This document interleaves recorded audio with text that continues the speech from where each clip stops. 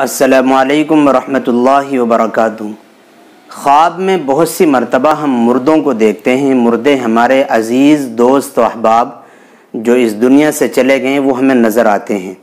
اور مردوں میں بھی خاص طور پر اگر کسی کا سب سے عزیز رشتہ دار یعنی والدین چلے گئے ہوں تو وہ خواب میں نظر آتے ہیں۔ والدین کو خواب میں اگر دیکھیں تو پھر اس کی کیا تعبیر ہوتی ہے؟ تو دو خواب کی تعبیر میں آپ کو بتلا رہا ہوں والدین کے تعلق سے۔ ایک بیسک اور بنیادی بات آپ یہ سمجھ لیں،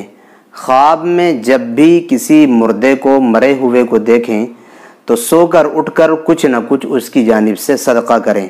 یہ بہت اچھا عمل ہے، چاہے آپ اس کو اچھی کنڈیشن میں دیکھیں، خوشحال دیکھیں یا پریشان حال دیکھیں، جس حال میں بھی دیکھیں سب سے پہلے آپ کچھ نہ کچھ اس کے لیے اپنی جانب سے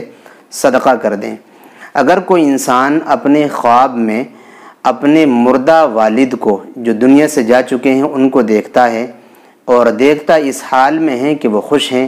اچھا لباس پہنے ہوئے ہیں، تو اس خواب کی تعبیر یہ ہے کہ یہ بیٹا یا بیٹی جس نے یہ خواب دیکھا ہے اس کو اللہ تعالیٰ مال اور دولت سے نوازے گا۔ اس کو ممکن ہے بہت زیادہ مال اللہ تعالیٰ دیں، یا اگر مال دولت نہ ملے